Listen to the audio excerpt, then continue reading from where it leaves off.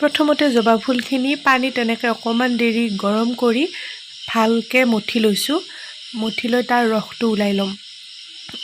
জবা ফুল ভিটামিন চিৰে সমৃদ্ধ। চুলি মইশ্চাৰ কৰাৰ লগতে হেয়াৰ গ্ৰথত বহুতখিনি সহায় কৰে জবা ফুলে। লগতে চুলিৰ গুৰি মজবুত কৰি ৰখাত বহুতখিনি সহায় কৰে। জবা ফুলৰ ৰসখিনিৰ লগত এয়া মিলাই দিলোঁ কালজিৰা আৰু মিঠি গুটি। লগতে দিছোঁ ভিটামিন ই যুক্ত ফ্লেক্সিড এচামুচ।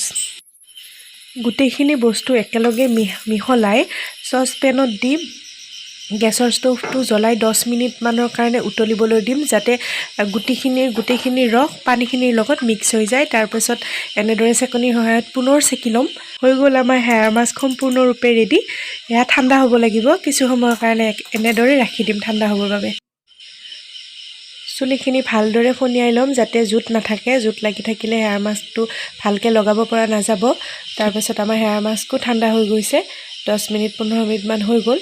এতিয়া আমি ধুনীয়াকৈ এইটো চুলিত এপ্লাই কৰিম। জবা ফুল আৰু মিঠি গুটিয়ে উফিৰ সমস্যা দূৰ কৰে। কটনেদি মানে এনেকৈ গুৰিবিলাকত ভালকৈ লগাই দিব লাগে। Hibiscus deeply conditions our hair. Methi is rich in iron and protein. আৰু কালজিৰাই চুলি সৰা ৰোধ কৰে।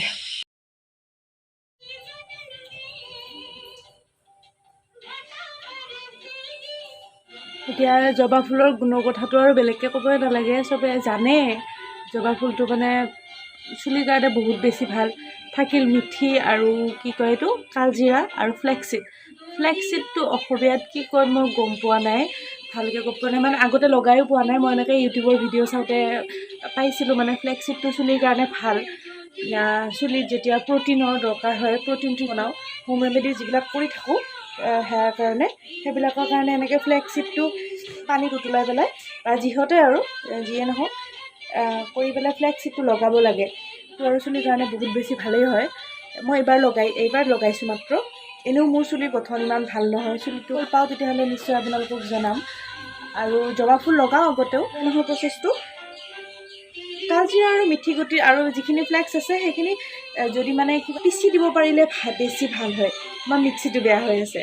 মই উতলাৰ নিচিনাকৈ তেনেকৈ যদি গৰম কৰি লোৱা যায়, উতলাই লোৱা যায়, তেতিয়াহ'লেও বাৰু গুণাগুণটো ঠিকে থাকে। আৰু তাতে এয়া দিব পাৰে অকণমান সৰিয়হৰ তেল, তাৰপাছত এল'ভেৰা জেল যিবিলাকে লগাব পাৰে। মানে মোৰ শ্বুট নকৰে, সেইকাৰণে মই এল'ভেৰাৰ পৰা দূৰতে থাকোঁ অকণমান। তাৰপিছত ভিটামিন ই কেপচুল আছিলে, মই লগোৱা নাই আৰু আজি এনেকৈ ইয়াতে মিক্স কৰি পেলাই। তাৰপিছত সেনেকুৱাকৈ আচলতে ঘৰতে পায় গোটেইখিনি বস্তু, যিখিনি আপোনালোকে এনেকৈ লগাব পাৰে। মিঠি গুটিটো চুলিৰ কাৰণে উৎকৃষ্ট হয়, চুলি সৰা বন্ধ কৰে। মিঠি লগালে নতুন চুলি গজাত সহায় কৰে। কালজিৰাটোও তেনেকৈ একে নিচিনাকৈ মিঠিৰ নিচিনাই কাম কৰে।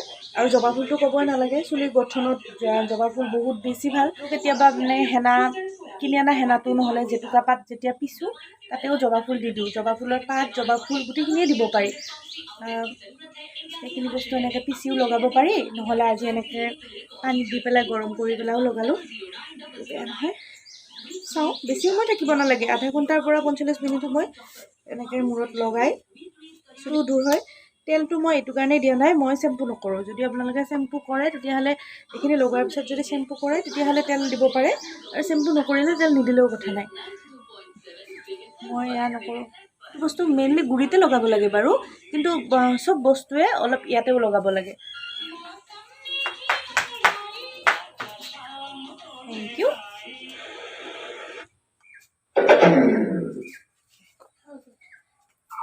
আৰু এইবিলাক বস্তু মই আচলতে নিজে নলগাওঁ, ভালকৈ লগাব মই নাজানো, বায়ে লগাই দিয়ে। আজি বা ঘৰত নাই যে, সেইটো কাৰণে মই নিজে লগাব লগাইছে, পাৰিছোঁ বাৰু, জানিছোঁ লগাব কাৰণে। বৰসাত ভি আকৰ চলি গই, বাদল ভি গৰজ কে বৰস গই, মেৰে हुस्न का मेरे सामने वाले खिड़की में एक चांद का टुकड़ा रहता है। হয় নেকি? ফ্লেক্সিডে চুলি বঢ়োৱাত সহায় কৰে, যিহেতু প্ৰটিন ৰিচ হয়, সেইবাবে চুলি বঢ়োৱাত ফ্লেক্সিডে বহুতখিনি সহায় কৰে। আৰু কুকুৰ উঠি থাকে হয় নেকি সেইকাৰণে ইয়াতে বহিছে তুমি ৰাইমছ এটা কোৱাচোন টুইংকল টুইংকল এটা আহা ওচৰত আহা তোৰ মুখখন দেখা নাই আগুৱাই আহা Twinkle, twinkle, little star, how I wonder what you are. Of the above so high, like a diamond in the sky. Very good. মই অলপ চাৰ্চ কৰি পালোঁ ল' ব্লাড প্ৰেছাৰৰ ব্যক্তিসকল আৰু গৰ্ভৱতী মহিলাসকলে পৰাপক্ষত জবা ফুল ব্যৱহাৰ কৰিব নালাগে দুটা ভাগত ভগাই লৈছোঁ লৈ যিখিনি ৰৈ গৈছে সেইখিনি আমি ইয়াতে লগাম দেই জবা ফুল যে গোটেইবোৰ বিজল বিজল আৰু ফ্লেক্সিডটোও বিজল উঠি যায়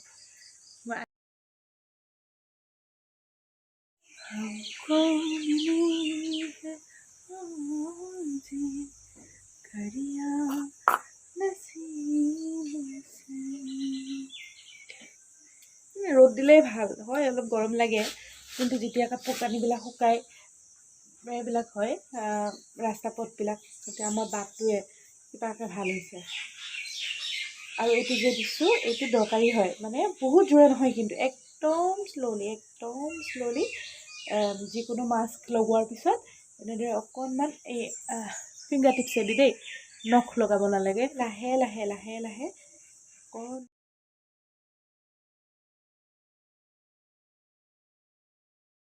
কোনোবাই দিলে বেছি ভাল লাগে নিজে দিলে হাতটো বিষাই যে বাই দিয়ে ঘৰত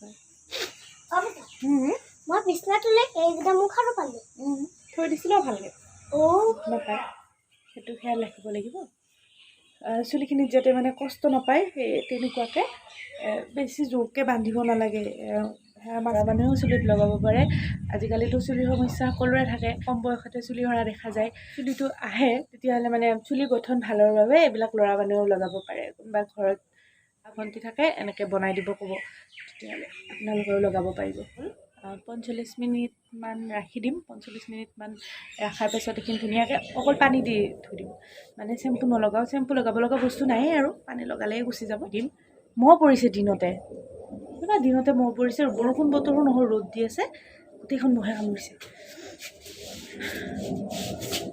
শান্তি নাই আহি পেলাই মই আপোনালোকক কৈ আছোঁ মোক কেনেকুৱা লাগিছে তেনেকৈ ভিডিঅ'টো চাই থাকিব হৈ গ'ল ধুলোঁ মানে চেম্পু কৰা নাই নহয় তিয়াই দিছোঁ অকণমান ওলাই যাব লাগে সেইকাৰণে একেবাৰে ৰেডি হৈ লৈছোঁ এতিয়াতো চুই ভালে লাগিছে বাৰু কিন্তু ৰিজাল্টটোনো আৰু ক'ত একেদিনাই পাম কৰিব লাগিব মাহত 2-3বাৰ অন্ততঃ লগাব পাৰিলে চুলিখিনি ভাল হয় আপোনালোকেও লগাবচোন লগাই পেলাই কেনেকুৱা লাগে জনাব ভিডিঅ'টো চাই কেনেকুৱা পালে জনাব লাইক কমেণ্ট শ্বেয়াৰ কৰিব আৰু যদি কিবা লাভ হয় এইটো ভিডিঅ'ৰ পৰা তেতিয়াহ'লে নিশ্চয় জনাব চেনেলটো এতিয়ালৈ যদি ছাবস্ক্ৰাইব কৰা নাই চেনেলটো ছাবস্ক্ৰাইব কৰি দিব থেংক ইউ